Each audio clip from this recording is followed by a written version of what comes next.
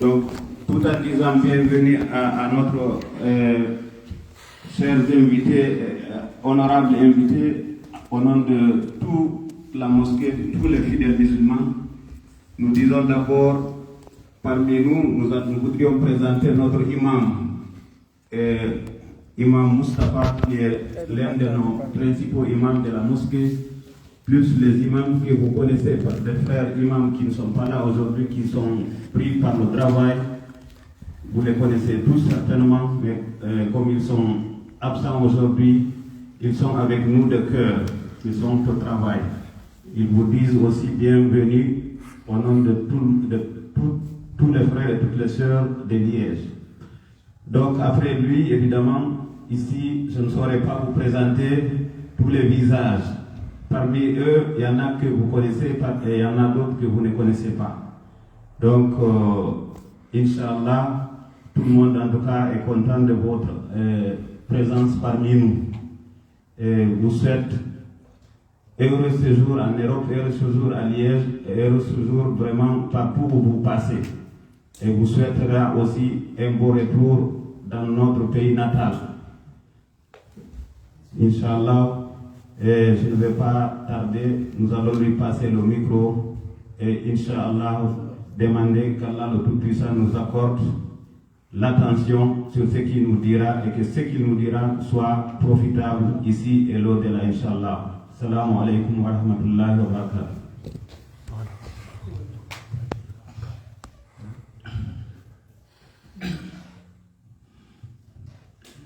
أعوذ بالله من الشيطان الرجيم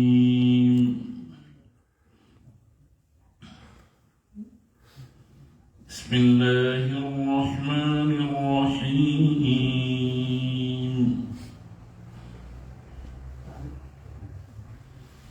ولقد سبقت كلمتنا لعبادنا المرسلين إنهم لهم المنصورون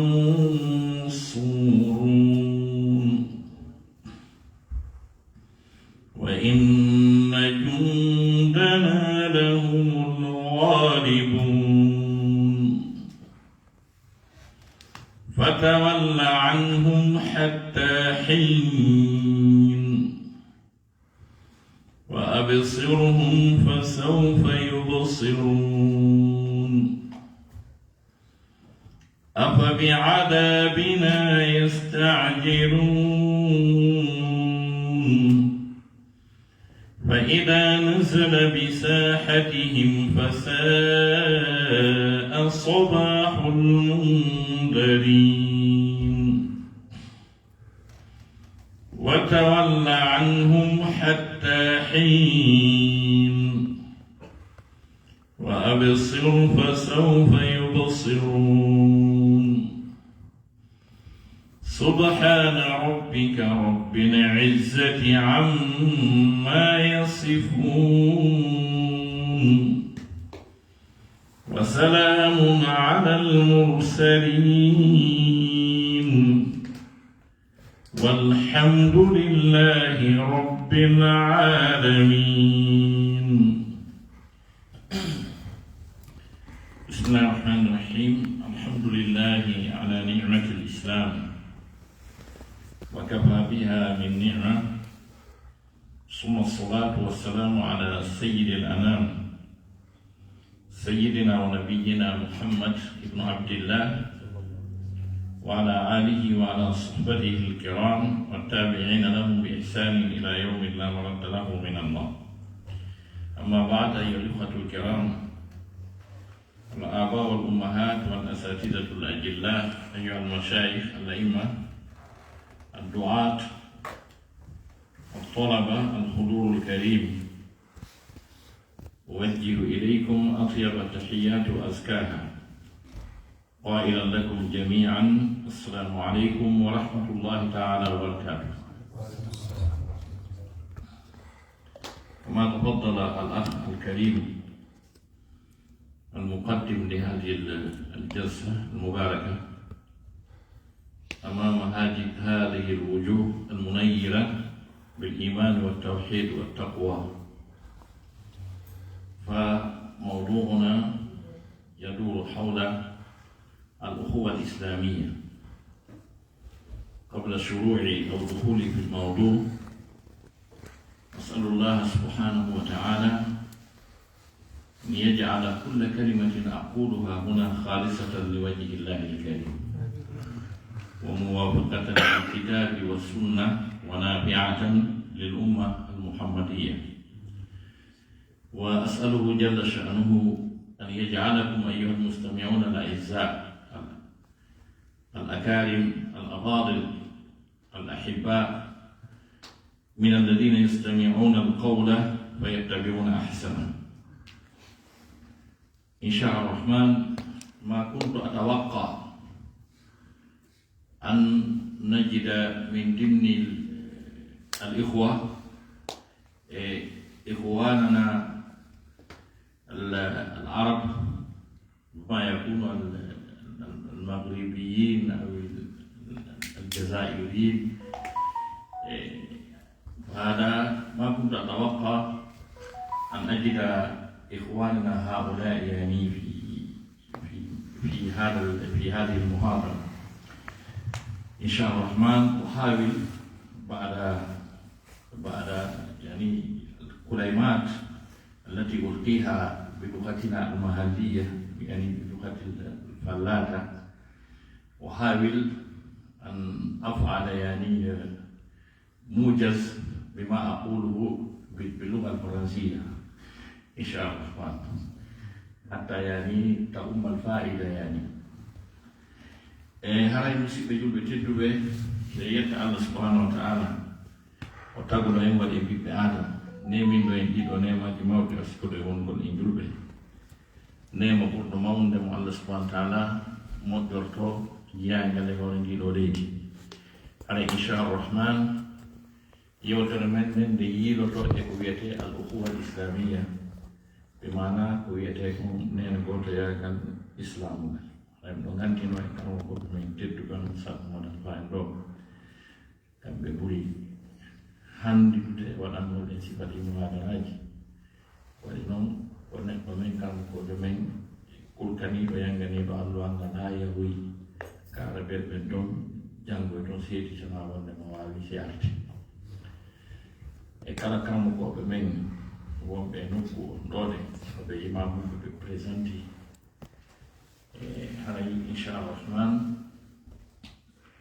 misampanoki bimana hari bemusite min ranebe mitawa bega jonno bay hibega begen titade si yewti pula ni nabi amuti keseda mi jumla na beseda ka faransi fi yoru be fa beseda ko on yewti kon inshallah.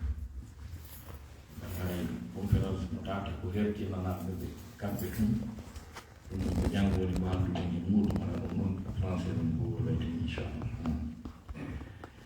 Hani yewtu gol fi wete bon al ukhuwa al islamiyya ko dum do wete neena goto yaagal l'islam la neena goto yaagal l'islam ngal dum hino jeya e ko ɓuri mawnude e kaɗo dina meɗen l'islam, nden goto yaade l'islam ko fi honɗum ko ɗum ɗo woni hima, ko ɗum ɗo woni hima men on yani julɓe ɓen si tawi ɓe wonay e ley e bimana hima Allah subhanahu wa ta'ala, si tawi Allah subhanahu wa ta'ala renay ɓe kamɓe julɓe ɓe hara ko sembinay ɓe, hara ko hiway ɓe ayiɓe maɓɓe ɓen, sarti on ko so tawi ɓe ñinni ɓe tabintinni nene totoyagal islam.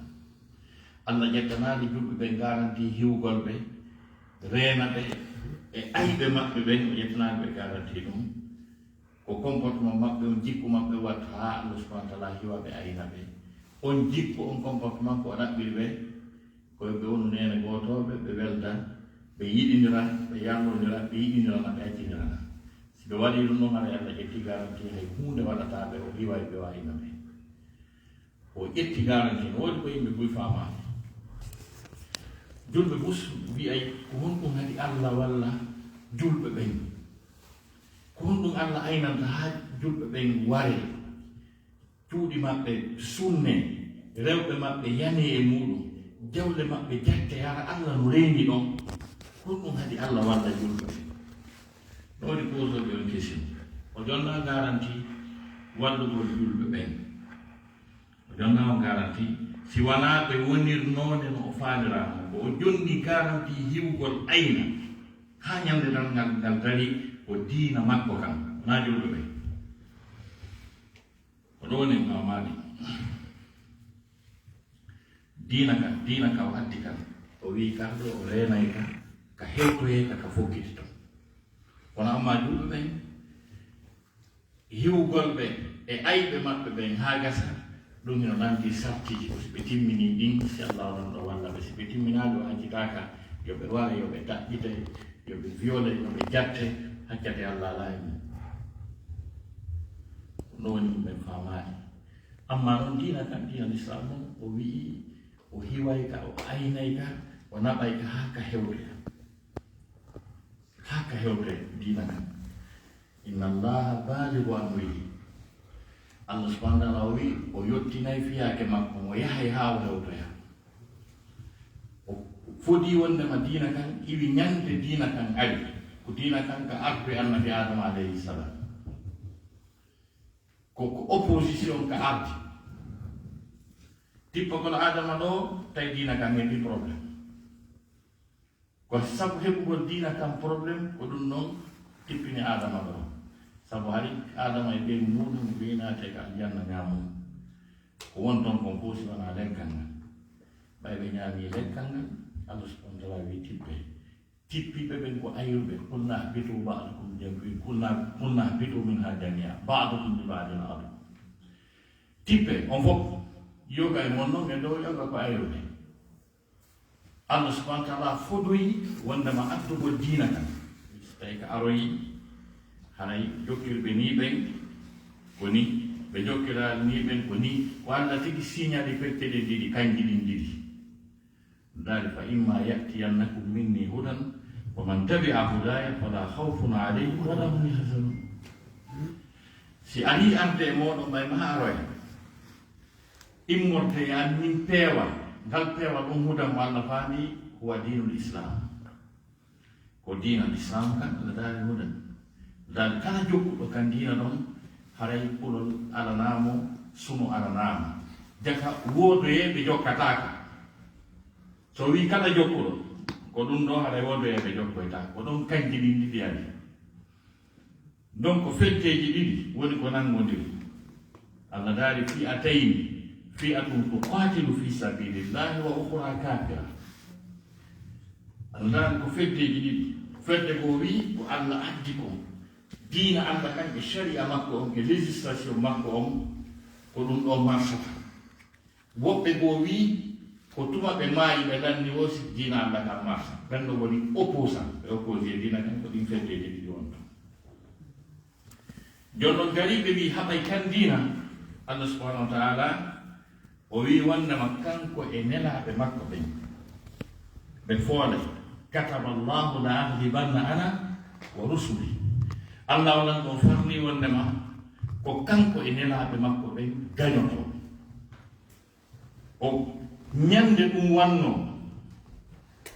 bimana feddeji bus jani faction ji jani molanaɓi dartino ɗum dartiɓen fof o halkiɓe ha aroy fewno firawna wi wondema feƴƴuɓen fof ala hakkille ala faamu dolna sina ɗum harayno ɓe lannino fi ɗum o darti o addi doole makko ɗin fof e ƴoyre makko nden fof bindi mum gotum Allah subhanahu wa ta'ala halkimo dina kam feƴƴi ka avance ha ñande hewtoyi rasul sallllahu alayhi wa alihi wa sahbihi wa sallam Allah subhanahu wa ta'ala foolini diina kan fooli Allah wiya ko mi wino kon marsay gasi lanni mi wino kon mi adda ha yewtoy Allah dani al yawma ya'isa alladhina kafaru min dinikum فلا تخشوهم واخشوني اليوم أكملت لكم دينكم وأتممت عليكم نعمتي ورضيت لكم الإسلام دينا اليوم يئس الذين كفروا من دينكم dari hande opposant ɓe ɓen saliɓe ɓen ɓe taƴi kay ɓe déclari défaite maɓɓe on kamɓe tigi ɓe winan ni ɓe wawama ɓe forama o wi tan huluɓe hande kadi hulenan ni hande mi timminani on diina mon mi timminani on nema mon mi suɓanike on kaatiga l'islam kam mi combatte mi addi ha ka hewti ɗo ko kaɗo on diina mon donc andi ko foti ko marsi ha ñande dargal dari ko wiyete l'islam kon kala ɗum dépensera jawle finance fi mulugol ɗum kono ɓe dépensiri bo yaltirta wiya e ilam par ce que ko allah ayni mais amma noon foɗugol julɓe ɓen ha gasa ɓe wona kohoɓe ɓe wona tedduɓe haranayi yaweteɓe ɓiye jasine ware jatte ɗum ɗon on wawi wonde wo si tawi ɓe tabbitinni nene gotoyagal l'islam ngal hakkude maɓɓe ɓe woni nene gotoɓe ɓe wondini no hanniri noon ɗon allah walan ɗon ittaɓe e koyera e jasine wona bimana garagol ngol tun haɓa fiino dina allah kan ñiiɓira wona ɗum ɗum ɗum woni condition mo fiyo allah wallu jante qur'an inna allaha yuhibbu alladina yuqatiluna fi sabilihi saffan ka annahum bunyanun marsus mo sifi bimana dariɓe ɓen hino haɓude fiino dina allah kan ñiiɓira mo sifi noon ɓe wayi noon wayni ɓe o yiɗi ɓen e maɓɓe ko wawɓe ni ɓen inna allaha mo allah yuhibbu alladina mo yiɗi ɓe yimɓe yuqatiluna fi sabilihi ɓe no haɓa fiino dina allah kan ñiiɓira soffan hara ɓe saffini est ce que koye saffa goto hande alamul islami o gono e konngol gotol ino e programme gotol soffan tawa hiɓe saffini ka annam tawa hiɓe waɗi taw bunyanum wa maadi marsus mahandi ha gasi ñeñña jogidirako ha o sipike ɗe est ce que no sifori ni woni wawde o haɗani ɗum e wigol soffan ɓe saffini o wi ka annahum bunyanum marsus ka annahum bunyanum marsus tawa hiɓe waɗi bimana wa maadi mahadi ñenna sattina ko majjul ɓe o si ɓe waɗi noon haray allah no yiɗi ɓe allah yiɗa ɓe ha gasa ɓe fooda ɓe jasine jon noon o yeetinoke wonnama wata on waɗu ni wattiron ni ko ni wontirton wonane wala tanasau fatafshalu wa tadhhaba rihukum wata on puuɗodir serton wata on sertu wata on ayru si on ayri on serti on puuɗodiri on pottali on lurri allah daali fatafshalu perdon ko wiyete alfashal ka haala arab ko wiyete français échec fashal veut dire échec fatafshalu wa tadhhaba rihukum miri mon doole mon ɗen himamu mon yaha tawa hande kadi na o fuf tawi so ɗon ɗuuɗi kon fuufara fof o layi huuɓe mo gondiri na min haali ɗum koye ko qouran ƴeey ko tafsir ko allah onan ɗo wi ɗum o sayi heɓen échec ɓeya fottunoɓe woni e konngol gotol jogitirniɓe sifa mo allah o ɗan ɗo yamiri yoɓe wawu noon ha gasi ɓayɓe wayi noon miri maɓɓe on dolnuno tawi nela sasma maaki kulol heeferaɓe ɓen ge maɓɓe hino yaha ka yaarete lewru jante moƴa si heeferaɓe ɓen no mogonndiri ɗo keɓe ƴetti arsenal arme maɓɓe nden fof sarde combat e misilje maɓɓe fof ɓe jogii kon fof fii haɓugol julɓe ɓen si ɓe anndi hakkunde julɓe ɓen no arde ɓe ari haa ɓe hewti tawa kamɓe wonɗon e kamɓe wonɗon no yaare lewru ɓe mooɓay ɓe doga ɗenkata julɓe ɓen tawa ɓe noon ko waɗi noon hari ɓen ɗon hibe no Allah wirno no faadira. Mes très chers frères et sœurs en islam, comme je disais, notre thème parle de la al-ukhuwa al-islamiyya, la fraternité islamique. La fraternité islamique. La solidarité entre les musulmans. Al-ukhuwa, dans le langage français, veut dire la fraternité. La fraternité islamique. La fraternité islamique est l'essence de l'islam, constitue un élément fondamental de cette religion d'Allah subhanahu wa ta'ala qui est l'islam. Car c'est cette fraternité, c'est avec cette fraternité que nous pouvons avoir la protection divine. C'est quand nous consolidons le lien islamique, la fraternité islamique, qu'Allah subhanahu wa ta'ala nous protège. Sans cette fraternité, Dieu ne nous protège pas. Il nous laisse avec nos ennemis. Et les musulmans ne peuvent avoir une victoire sauf par le secours d'Allah subhanahu wa ta'ala. Les mécréants, eux, à travers leur positionnement, leur position de rapport de force, leur armement, n'est-ce pas, peuvent combattre. Mais nous, ce n'est pas l'arsenal que nous avons, ce n'est pas la force que nous avons, il faut une protection divine, une assistance divine pour avoir la victoire. Dieu dit, وَمَنْ نَصْرُ إِلَّا مِنْ عِنْدِ اللَّهِ. Nous pouvons avoir de secours, de la victoire, sauf de la part d'Allah subhanahu wa ta'ala. Et quand Dieu nous délaisse, c'est la faiblesse c'est-à-dire on perd immédiatement, on perd tout ce que nous avions comme valeur. Quand Dieu nous délaisse, c'est comme ça que nous allons devenir.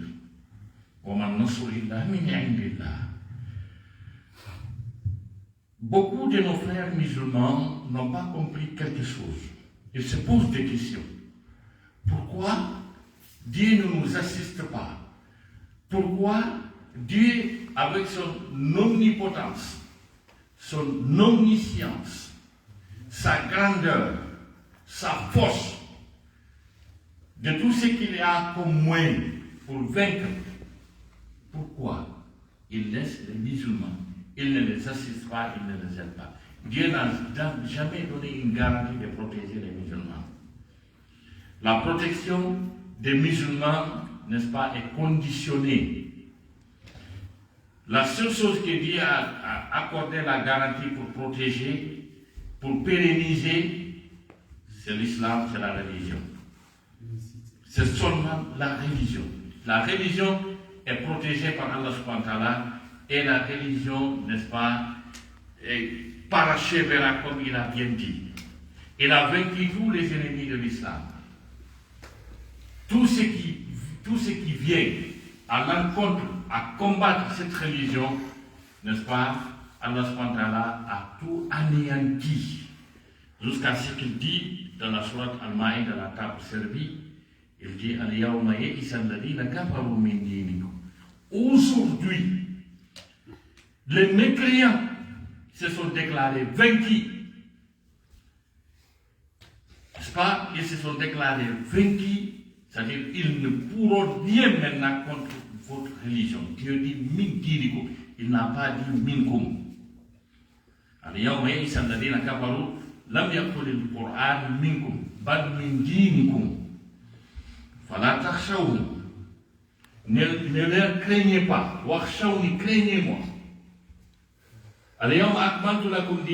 Aujourd'hui, j'ai parachevé votre religion. J'ai parachevé également ma miséricorde et ma grâce, qui est encore l'islam.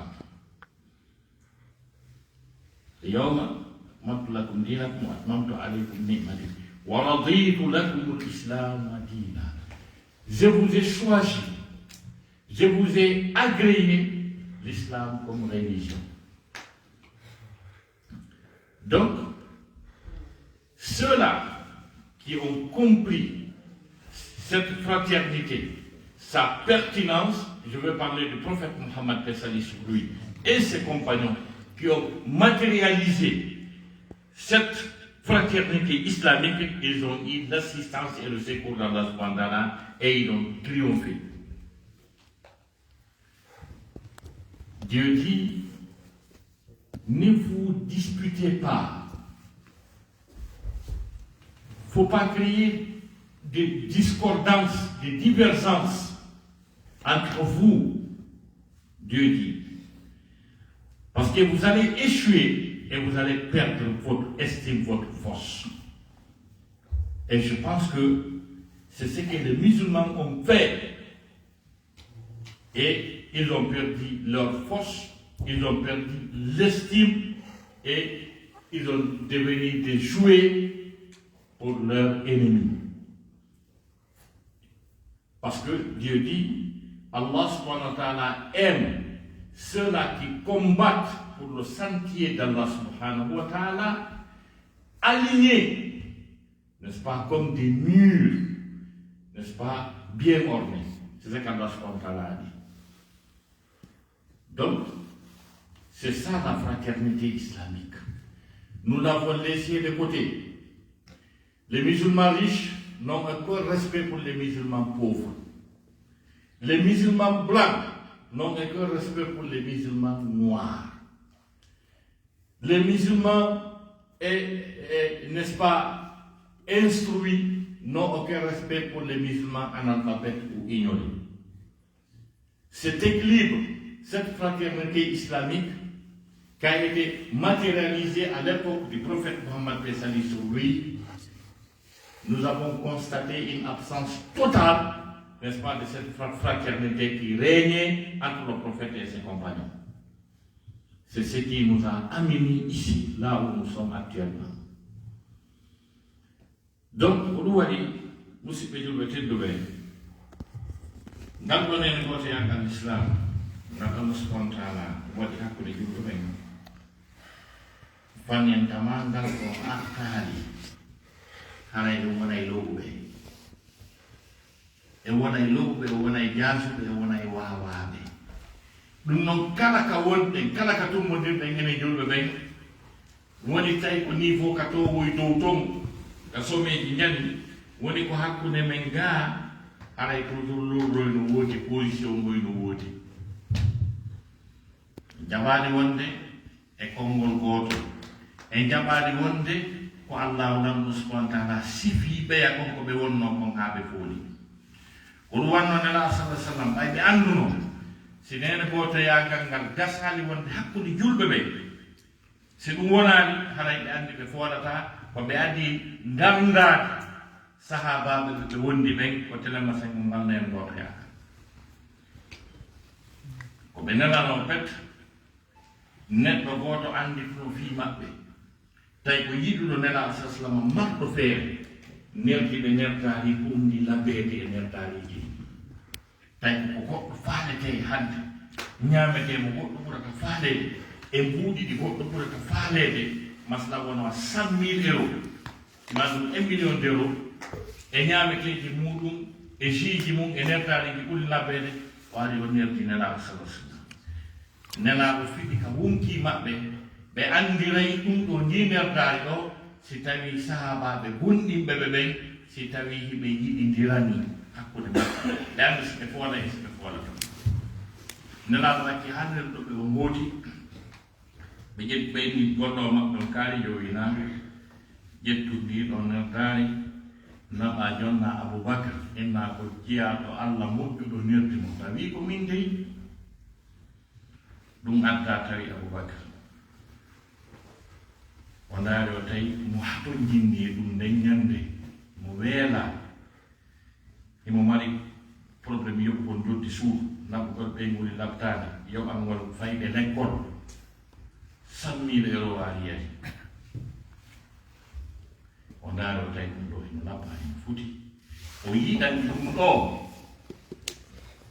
e seydna Umar bnul Khattab o yimi ƴettunaɓa jonna Umar bnul Khattab hara wi'aani ko min inna ko jiyaaɗo Allah moƴƴuɗo tunderde mum ɗum ngari tawi Umar bnul Khattab o ndaari tawi hatto jinni himo faala o yimi ƴettu ɗum naɓa jonna Ousmane ɗum ngari tawi Ousmane ndaari tawi himo faala o yimi ƴettu ɗum naɓa jonna Ali ɗum adi tawi seydna Ali tawi himo faala o inni ƴettu ɗum jonna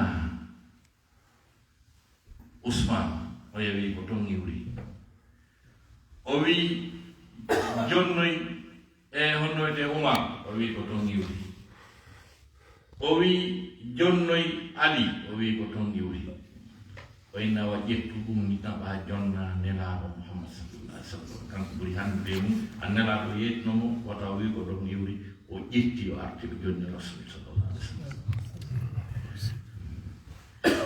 ko ɓe fof maɓɓe ɓe ɓuri himmirde ko ɓe ɓuri faaleede ko jindi hakkunde maɓɓe mo kala tawi ko oya faalana kañum yo muñño ɓay ɗum arti ka Rasul sallallahu alaihi wasallam nelaaɗo nelani ɓe fof maɓɓe ɓe hay nelaaɗo expliquani ɓe ko feƴƴi kon eno tourniri noon tawi ɓe seddani ɓe ɓe fof maɓɓe ɗo ɓe foti ten nelaaɗo maaki goɗɗum komi ɗaɓɓiri on wonata sabu haa ko waɗay kon heɓike mi anndi o yiɗindira ni ɓe wono e haa ñannde goo nelaa sasanama noddi seydna Aboubacry wi noddanan ɓe a fof ɓe fof maɓɓe ɓe noddaaɓe ay Aboubacry Omar Ousmane Ali Muhammad Rasulullah sallallahu alaihi wasallam nelaa sasama maaki miɗo haalande on ɗo gundo an ko gundo an noon mi yiɗa yo o yaltu hakkunde me e ngenen ɗo o yetti ɓe goɗɗum moyni hay ɓeye wonoy lebbi nelaaɗo noddi Aboubacry ɓen Aboubacry alayhi wa alihi nelaaɗo sorki ñaaɗi kaanini yeeso mo wi mi sikkuno jam fota bula mi sikkuno on feññinta gundo an mi sikkuno on mara gundo an ɗum mi sikkuno e yo jaka gundo an on sakitaymo hande komi gundomo mi jonnuno on ka yarɗo woko wona wonede seydna Bakri fesiya oye nelaaɗo wina wosi gundo o yalti haray anndu wona Umar yaltinta gundo ma Umar ko jon jikke ko jon konfol na Umar jamfotoma nelaaɗo wona kadi Ousmane jamfotoma wona kadi ɗe Ali jamfotoma nelaaɗo ko min feññini gundo mi woni bonɗo nelaaɗo yew yaltuɗo sikano waɗaynata ɗum o yaltimo gasa ɓe nodde Umar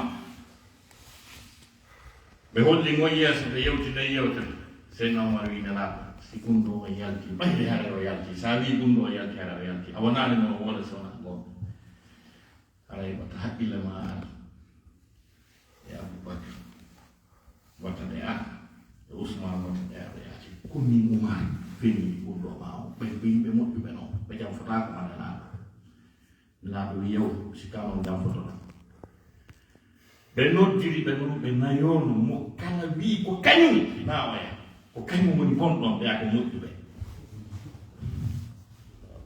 nana sasama nodditiɓe ɓe fof maɓɓe wi gundo o yaltaade mi jaalay woni si ɗon hoolodiri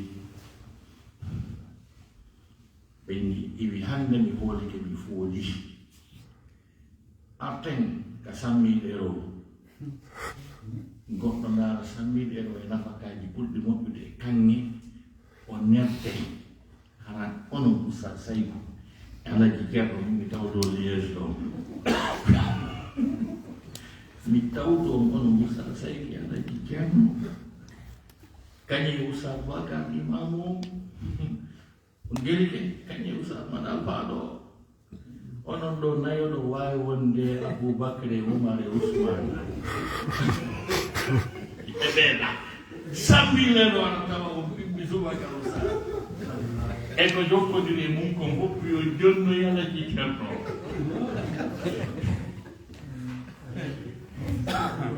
Sinu wodiray non.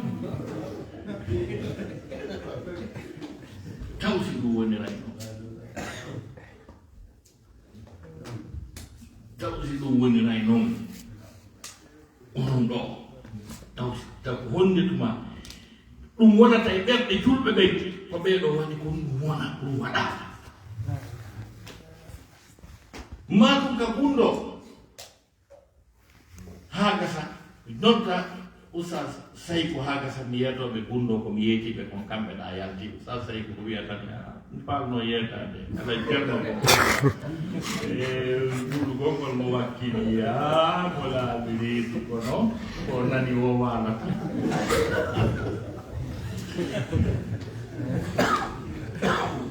min on ɗo Allah ɗan nan bonnu ko ɗum ɗo on nelaɗo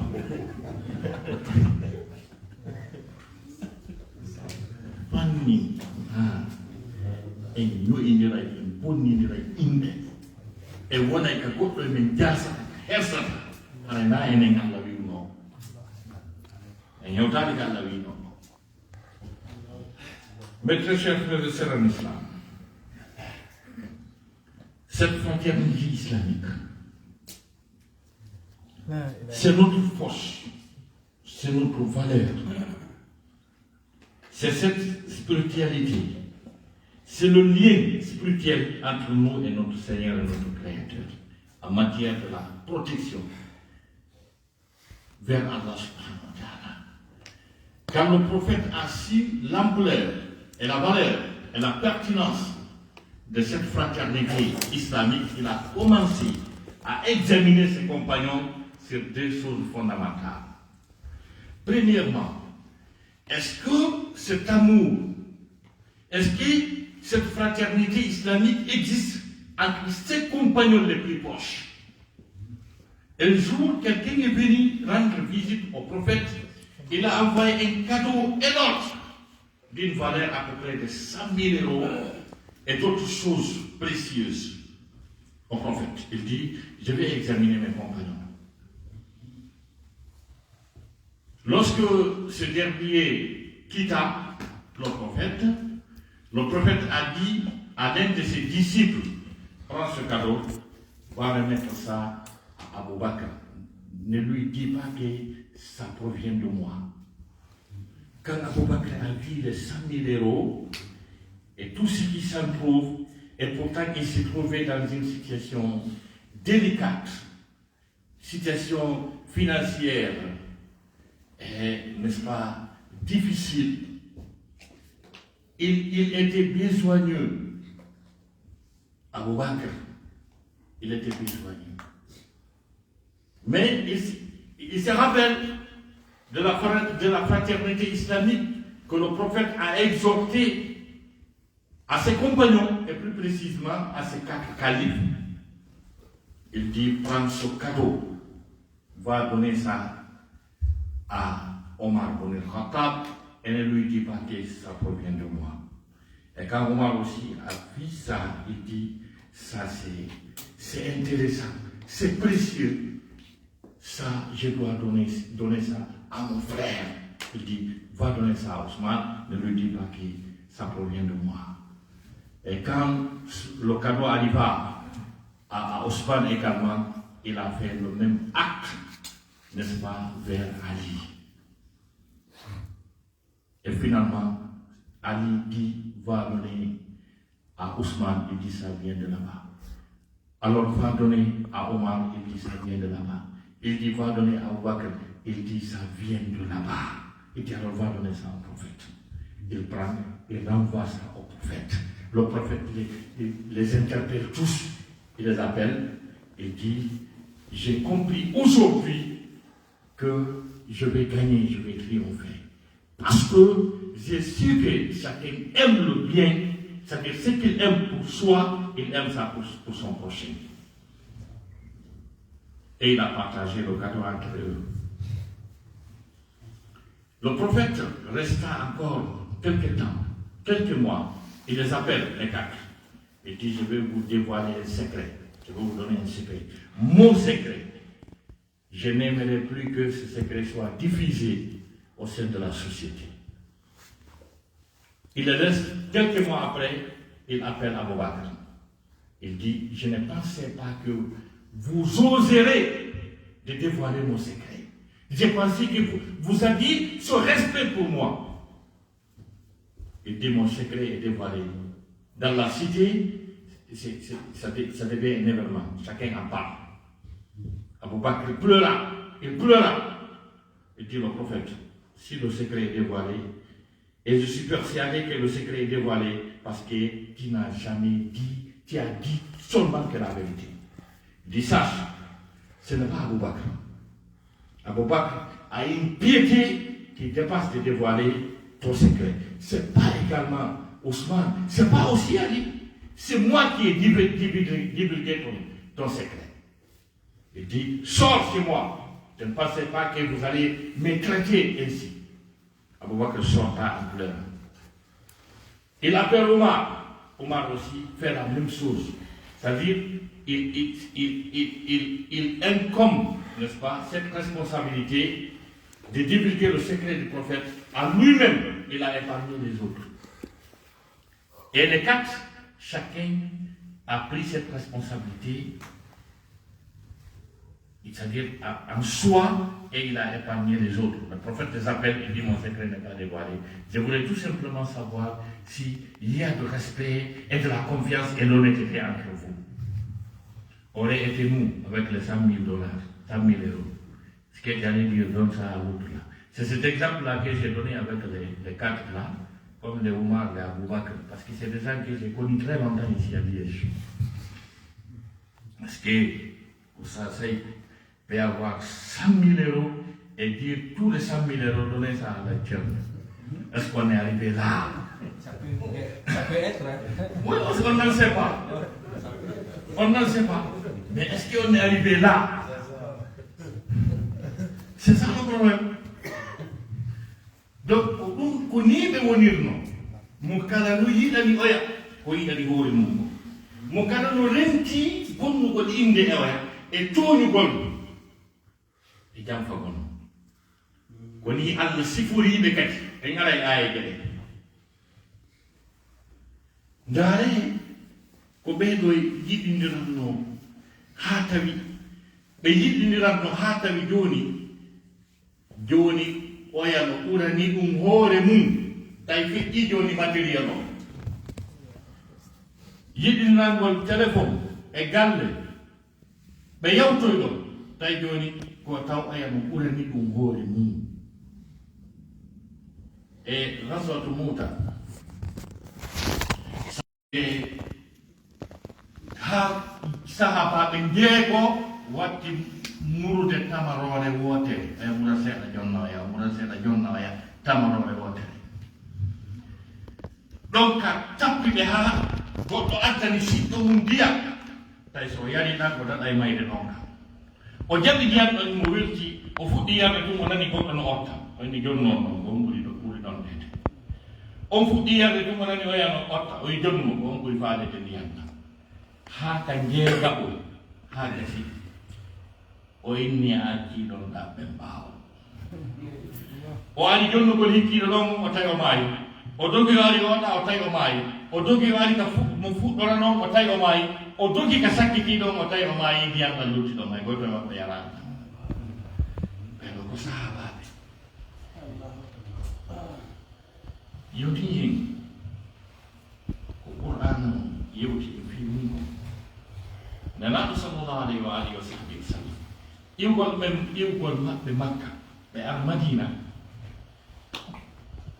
no jeeya e ko ɓe addi wadde télémacin o ka huwodiral hakkude julluɓe waɗgol nene goto yagal hakkude iwɓe makka ɓen e tawaɓe madina ɓen mi sifano on ɗo ko feƴƴi ko wa'anta o wa koyɗo wa'ana o wa koyɗo wa so reefa e woni sahabajo nelaɗo waɗi ɗon ka sahabaɓe ɗiɗo nen goto yaade ɓen ɗon omo waɗi on nen goto on mo madina tawi komo allah yanñani mo allah okkoyo on wi kaarijo wi na wo nelaɗo waɗi en nen goto awa ko ni tawruɗaadi a taw miɗo mari e villa Nice a taw miɗo mari villa Paris a taw ka compte an 2 millions d'euros ɗon ka nder compte an ko ni tawruɗaami a tawdiran e sonnaɓe ɗiɗo ko ni tawruɗa woni maymi wonde village ɗin ɗiɗi oya Nice oya Paris suɓoɗa ɓuratnono o mi waɗa kayit ɗo anjee o wi 5 honno wiyete 2 millions d'euros angon hino ɗo 5 mo 1 million d'euros ƴettu o woni sonnaɓe am ɓen ɗiɗo hino ɓe ɗo daro ɓuratnomo o mi accita mo ƴetta kan koye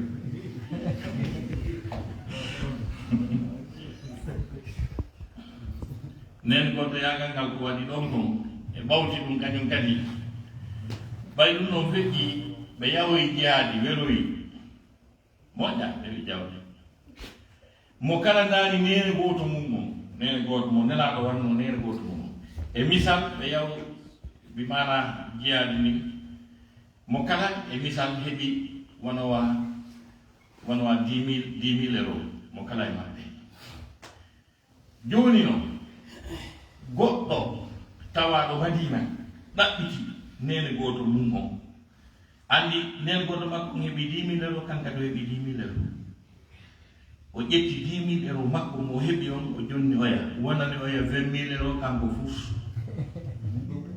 eyi wanayi wo koyɗol kono en aray ka Qur'an aya jare tawi noon na ɗum no ngardini ko situation makko on ƴettude 10 000 euros on jonni tawi ko onno fewdori e nder 10 000 euros ko jonna kon himo ñawlino 3 000 euros ɗinɗo yoɓaka o gandi 10 000 on ko 7 000 luttayno tawi e himo mari ɓiɓɓe yoɓanteɓe l'école mo mari assurance ji perduɗi ɗum ɗon kadi ƴetta wono 2 000 euros e nahara joni ko 5 000 euros lutti e nder o 5 000 euros ɗon mo ñawlino suudu no jattede tawi suudu ko 10 000 euros déjà o heɓi déficit mo 5 000 euros e nder 10 000 on ɓe makko ino sowi no sabbi opération ɗum ko hawrata ko 1000 euros woni 6 000 euros déficit c'est à dire hay so wendike 10 000 euros ɗum couvratamo e probléme ji yo tawtani ko hoore nden satten ɗin probléme ji o ƴetti 10 000 euros makko oyade heeɓi o jonni oya est ce que on faami ɗum moƴƴa qur'ana wi walladina tabawwa'u ddara wal imana min qabl yuhibbuna man hajara ilayhim wala yajiduna fi sudurihim hajatan mimma utu wa yusiruna ala anfusihim walau kana bihim khasasa ladari wa man yuqa subha nafsihi fa ulaika humul muflihun o aya ɗo si bi expliqué o aya ɗo mi yahanoyi aya goto ka suratul hujurat ana bayanam hande may jiri ni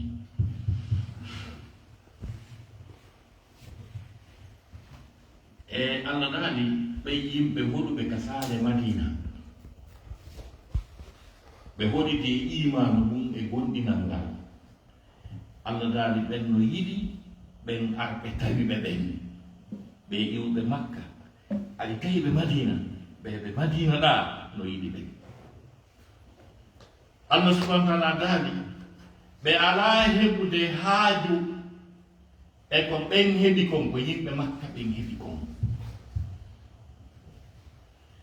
enen ɗo adiɓe adriyes ɗo ɓe yangi ɗo jindini rondi dogi e neige ɗumanni ha wo 20 ɓe yangade ɗo si goɗɗo iwoyi ka iwi ani tawi ɓe ɗo haa gasi o udditiɗo business mum go kunni e nder lebbi o weeli o heɓi jawdi haa woɓɓe goo mono toon gaa noon gorko ɗo tawi leydi kono ɓeeɗa Qur'an to wii ɓe heɓata haaju e ko ɓeeɗa heɓi kon ɓernde mettata seytinta ko ɓeeɗa heɓi kon ɓe monotako Allah subhanahu wa taala daali heɓe ɓurna ɓe wa yusiruna ala anfusihim e woodi goɗɗum ko suuɗi ɗon ay wa yusiruna hum wa yusiruna haulai ala anfusihim tawi ɓe iwɓe Makka ɓen ay tawiɓe Madina ɓen no wela ɓe ɓuri hoore maɓɓe ko aya wi ko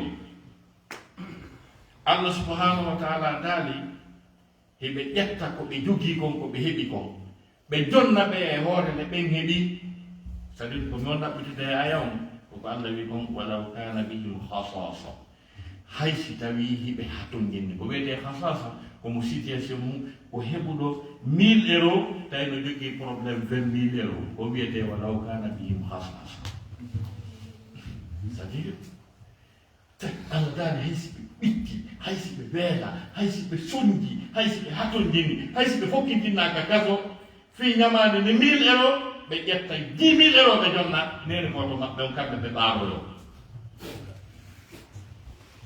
ko ɗum aya o wii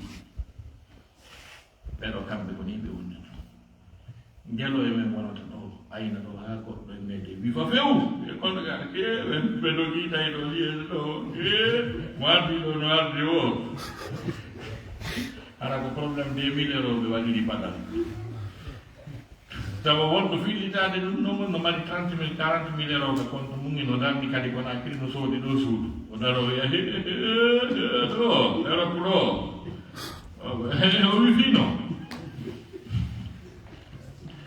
kamɓe tawi kamɓe ɓe jaɓata ɗum tawi kamɓe ɓe jaɓata ɗum mais très chers frères et sœurs en islam l'un des actes clés que le prophète a posé lorsqu'il est arrivé à Médine, c'est de consolider cette fraternité islamique. Il a pris quelqu'un qui est venu de la Mecque, c'est-à-dire il a cultivé une atmosphère de fraternité entre chaque venant et les gens qui se trouvaient à Médine. Quelque chose s'est déroulé, quelque chose mystérieuse s'est déroulée lors de ce mécanisme, lors de cet événement. Un Mécois est tombé sur un Médinois qui est fortuné. Il dit voilà comment tu m'as trouvé. Tu m'as trouvé avec une villa à Nice, tu m'as trouvé avec une villa à Paris. Tu m'as trouvé dans mon compte 2 millions d'euros, tu m'as trouvé avec 2 épouses. Je te donne un chèque d'1 million d'euros. Je te montre mes 2 villas, tu choisis laquelle qui te convient. Voilà mes 2 épouses, choisis une. Je la divorce, je te la donne.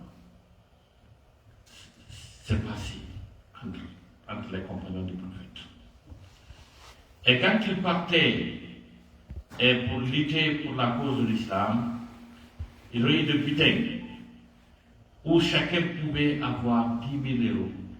Quelqu'un, un Médinois qui avait un problème de 20 000 euros, il prend ces 10 000 euros, il donne encore à son frère Mégois. C'est ce que le Coran a décrit dans ce passage coranique, là où Dieu dit, ceux-là qui ont habité la cité, c'est-à-dire la cité médinoise, avec la foi islamique, ils aimaient les gens qui venaient de la Mecque. Et il ne se trouvait pas de peine dans leur cœur de tout ce que les gens là ont eu comme faveur. Et ils les choisissent sur eux-mêmes. C'est ce que le Coran a procédé à cette description.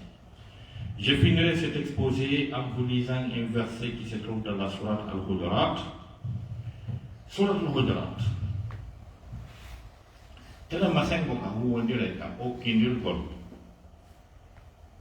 ka yiɗindirgol ka yiɗindirangol ɓe ayde nde mi jangi ɗo yoni telemma sengo ka rentondirgol haqqeji ɗin tawa mo kala e men no renti fiwata lordu o yaa e kala noone no goɗɗo wawata lordirde l'islam kañum jaɓaali yo bani adama lordu bani adama l'islam jaɓaali yo julɗo lordu julɗo ko andirton ɗum ko hay lorra ka tawata haraka memaade julɗo hay ka lorra ko kan lorra ɗon allah ɓuri hurɓini ledde ɓurɗe hurɓinaade ɗen ko arani ko men enen on jangi firo waylul li kulli humazatin lumaza waylul li kulli humazatin lumaza on finama ɗum on firanama ɗum on fencitanama ɗum allah daali bone lette wodani kala on ñoƴirowo gite ñoƴira toni ñoƴirowo gite ñoƴira toni bone lette wodanimo ko honɗum wiyete waylu seydna abdoulahi ibnu abbas o wi ko wiyete waylu ko koloyji jeeyaɗe e koloyji yiite jahannama ko tawata ñande wo ñande yiite jahannama nden toroto allah laabi capanɗe jeeɗiɗi yo allah pottinirnge kange yiite nden e ɗin koloyji ko ɗum wiyete waylu o faami ɗum moƴƴa allah daali ɗin koloyji no yiite ɗi maranama ɓen ñoƴiroɓe toni ñoƴira gite honɗum won ɗum ko si goɗɗo naatiɗo joni no watti doloki seekiji tawa no hersini mi waɗani usan mouhamadou almakana ɓe ni andi ko hunde ko woni wiide ɓe ndaw dolokingi bambarne gite on ala toɗa aɗa paɗe sikata ko wonɗo ene paɗingi goɗɗo watti tawa ɗum o susta wonde ɓe nanayi o kappira ɓe o hollira ɓe gite ɗen o hollira ɓe tondini ha gasa ko ɗum waɗɗo ɗum ɗon andi o yiyaali waɗaɗo ɗum o yiyaali o andaali na haala sakko wona o yenna na o ɓudda waɗuɗo ɗum ɗon mon no marana koloyji yiite jahannama ɗe yiite ngen muɗoto allah laabi capanɗe jeeɗɗi chaque jour a ko ɗum wiyete waylul li kulli humazatin lumaza nena sallah sallam hakkude makko e abdoullahi ibne ummi maktoum ɗo abasa wa tawalla sawata a pawnelaɗo ɓorte dolokke annabaako mum dolokke annabaako mum ko nenaɗo fela ha nenaɗo sikki allah itte annabaako mum e jumo makko o naada mo yiite tawi kon woni sababu kon ɗum sababu nusul abasa wa tawalla non sababu nusul ko nena asasama yewtidi e heɓeraɓe ɓuuraychiyankoe ɓe ɓurɓe jogakol jawdi jogiiɓe sorti d'usine ji e industrie ji multinational ji homme d'affaires accanaɓe leydi ta goto pette ɓe tiwi la ilaha illallah huluji jokkay ɓen ɓe wi minen naafime yiɗa ko wolta kon ɗa wondi toon e yinkoy fannitamaɗa wonde koy ta noddumen mais yiɗa yiwgol koy haray men jaasi nenaɗo wi mi etoto yiide ngara koye koye battotako ɓe wi ɗon ɓe nelaɗo organise ha heɓidi e maɓɓe rendez-vous ɓe nooti kadi ɓe ari nelaɗo fuɗɗiɓe waajade mokkuɓe jaɓi sahabajo no wi abdoullahi ibne ummi maktoum bumɗo mo yiyata o yaltiti ɗon o yaaɓi basen jiɗi orena manno ya mouhammad andimnima annamakallah mouhammad tinninan ko allah tinnima kon o yaaɓi donokaji ɗin ɓeyam seytini moni nenaɗo andi programme mum woni ko nenaɗo ñirɓini yeeso mum won ɗon holli weldanaki abdoullahi ibnu ummi maktoum no arde e rasul no hujjude dali abasa wa tawalla an jaahu l ama abasa o jirɓini de wa tawalla o hujjiɓe mum on maare makko allah feeli rasul sallah sallam ayo action ɗo feeli mo ƴange soto abasa ko fiyon ɗum waɗanɗa ene hiɗa yanana ɓeya jaɓay e yo goɗɗo ara e maɗa no wiide janna gudda allah fili nenaɗon ha nenaɗon ma poti wuri jondare musidɓe julɓe tedduɓe ko ko honɗum nelaɗo waɗɗi Abdoulaye ibnu Ummi Maktum ko bunɗo si ɓe yennunomo nana si ɓe ɓuccunomo Moussa kono ko yeeso mon sansi ɓe hucci ɗum kon ɗum tampini bunɗo yii yeeso jirɓiningo bunɗo yii si goɗɗo hucci o gandi ko nelaɗo waɗimo ko mo anndali kono fii o anndali atte o nelaɗo perdarna bako mum ko par ce que nelaɗo waɗimo action hersiniɗo nder ɗum ɗum tum imi daññande kala ko batu mum tekki si ɓe haynike Ibnu Ummu Maktum ɗon ɓe nayi accitanemo laawol o aray ha o hewta ko takko maɓɓe ɓe joɗɗintamo ɓenna ko oɗo Allah felirinmi fi mum ɗum ɗo ko Muhammad Rasulullah sallallahu alaihi wasallam woni attaka nder ɗum action mum ɗo ko njero yenneten par jour ko njero ñiddinten par jour taale ko julɓe ko njero inñinten par jour fi enen ɗe mari basin ji ɗe mari sorti disinde ɗe jawde avion je fi enen ka yaltuɗe wo ko wawa caw fof no yiɗi en no faala e ñaɗa ko en jettuta ko miskino en jaɓata hay landal miskino en ñamitata e miskino en juurota ko mo so wi usaden faala arde ñande oɗo no fokkiti paɗi ko en nani nela asal salama kañum wonirno joni noon baargol ɗum ɗon aya mo wi yomɓe sikkitora e yewtere an nden ko aya mo tawata wallahi si julɓe ɓen gollitirimo jaɓimo julɗo e julɗo aɓata aduna ya ayuha alladina amanu ijtanibu kathiran min adh-dhann inna ba'da adh-dhanni ithm wala tajassasu wala yaghtab ba'dukum ba'dan ayuhibbu ahadukum an ya'kula lahma akhihi maytan fakarihtum aɗa naate kono yo gonɗinɓe woɗɗite ko ɓuri heewde e sikke ko waɗi no yoga e sikke ko bakkatu wata on wiɗodir wata on ñuɗidir e ara goɗɗo e moɗon no yiɗi si oto tamponi goɗɗo woni ke ka foseji o woni lewru ɗon ɗen haaren ɗum pakkitike gilɗi ñaami ɗon luuɓi goɗɗo sufta rewde ɗon tamali kinam on boy men wakkiti arde tawa on ɗon ha gasa no ɓanna assiette taƴa ɗon seeɗa itta koƴe ma soƴƴa ma yirto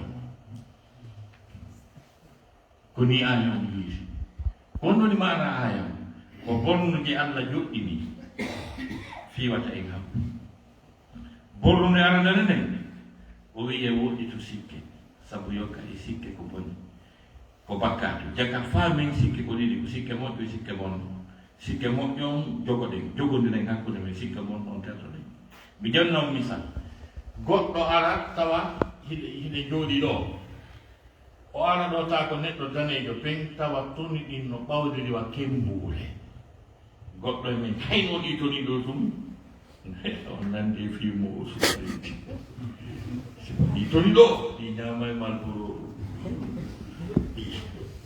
ɗi toni goɗɗo ɓawdiri fi moɓɓe ɗum toni mo watani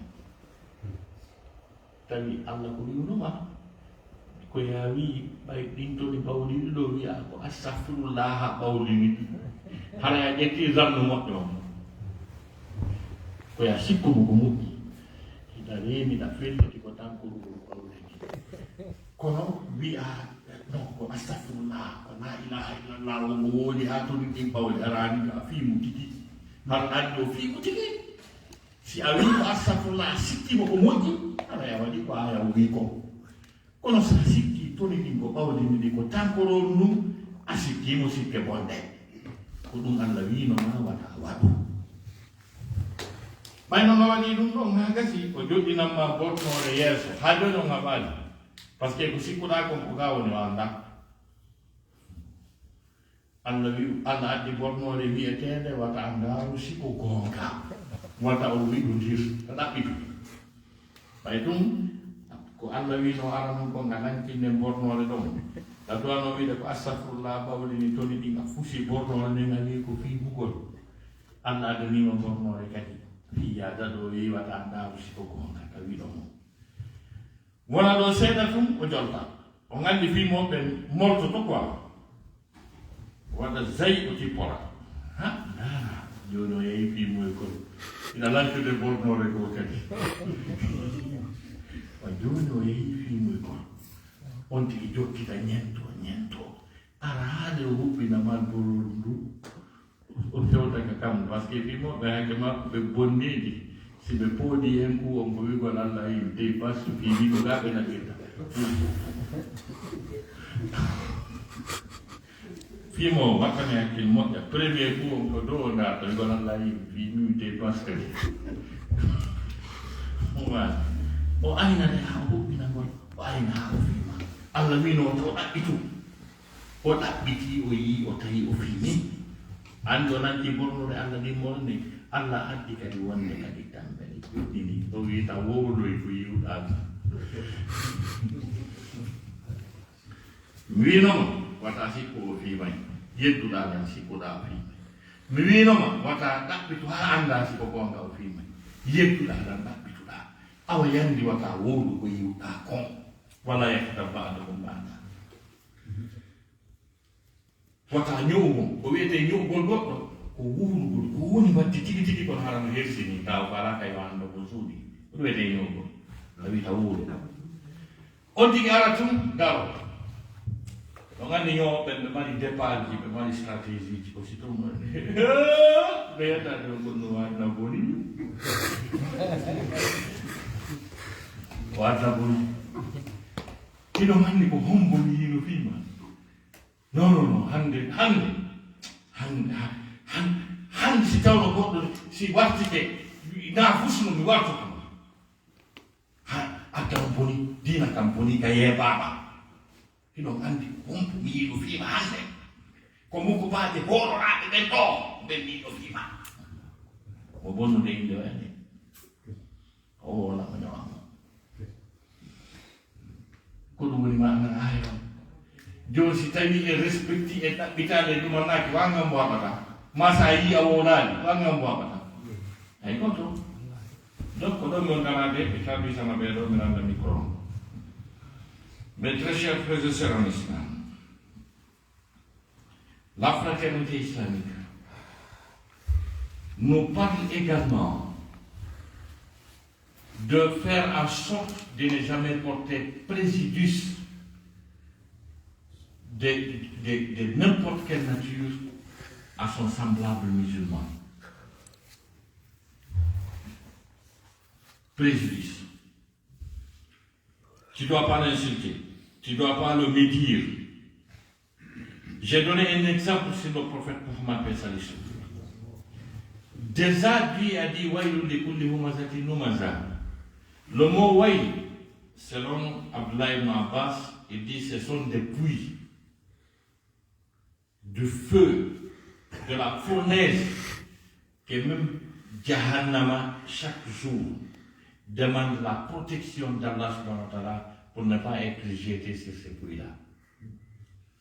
Et Dieu dit, Allah a réservé ces puits de châtiment à ceux-là, n'est-ce pas, qui portent préjudice moraux à leurs semblables. J'ai donné l'exemple.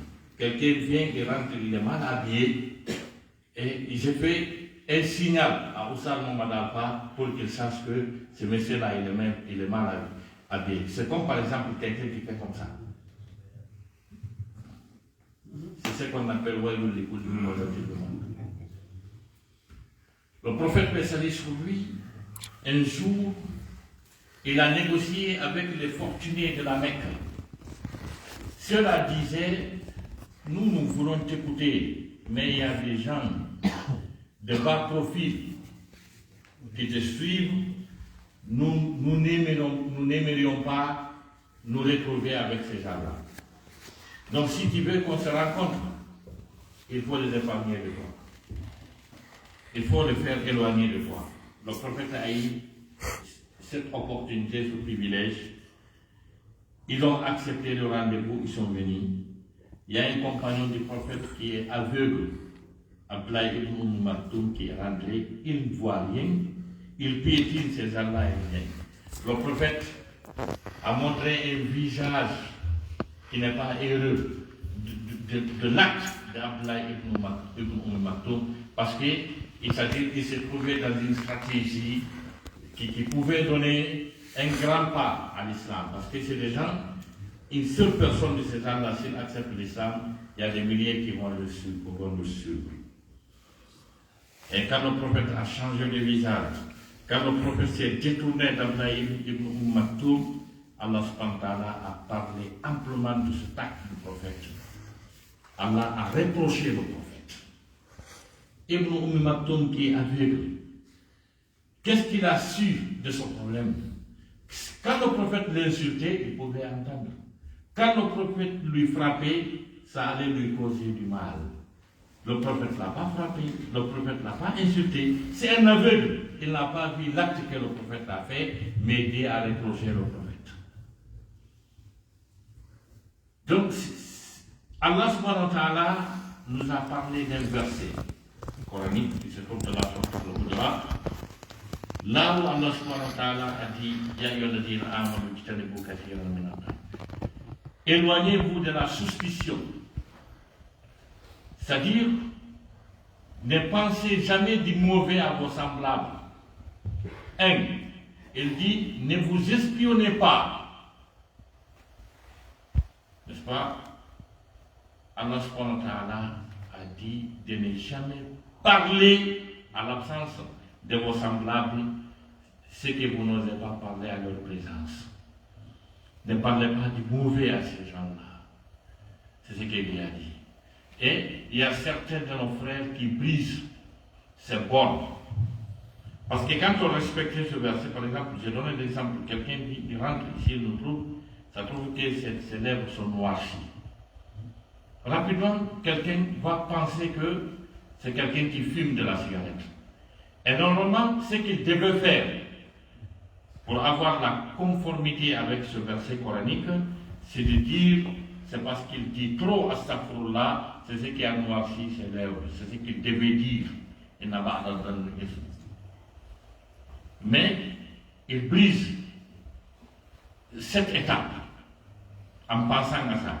Dieu a encore amené aussi une borne encore. N'est-ce pas? Il dit, ne cherche pas à savoir s'il fume ou pas. Et il se soustrait des gens, il part quelque part dans une cachette, il commence à fumer et l'autre le suit. Il le voit en train de fumer. Dieu a encore à placer une borne encore. Il dit alors ce que tu as vu n'est dit à personne. Il vient et raconte ça encore. Donc l'autre là a fait un seul péché, le fait de fumer.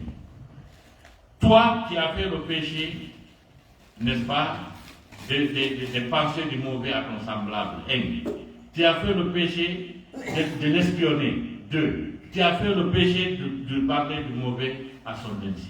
3. Et lui, c'est le fait qu'il a fumé seulement. Et toi tu penses que c'est ça l'islam? Donc, voilà des choses que nous devons faire beaucoup attention. Voilà des choses pour pouvoir consolider cette fraternité islamique à travers laquelle nous aurons la protection divine et, n'est-ce pas, et son soutien, son assistance. Je pense qu'il est important pour nous de connaître ça et d'appliquer ça entre nous. C'est ce que l'islam nous recommande. Et voilà mon exposé. Je remercie tous ceux qui ont accepté d'honorer cette conférence par leur présence, votre temps précieux que vous m'avez accordé, et surtout nos grands chefs, je veux parler de Oussama Mohamed Alpha, et nos imams qui sont là, et qui par leur présence, ont honoré cette rencontre. Assalamu alaikum wa rahmatullahi wa barakatuh.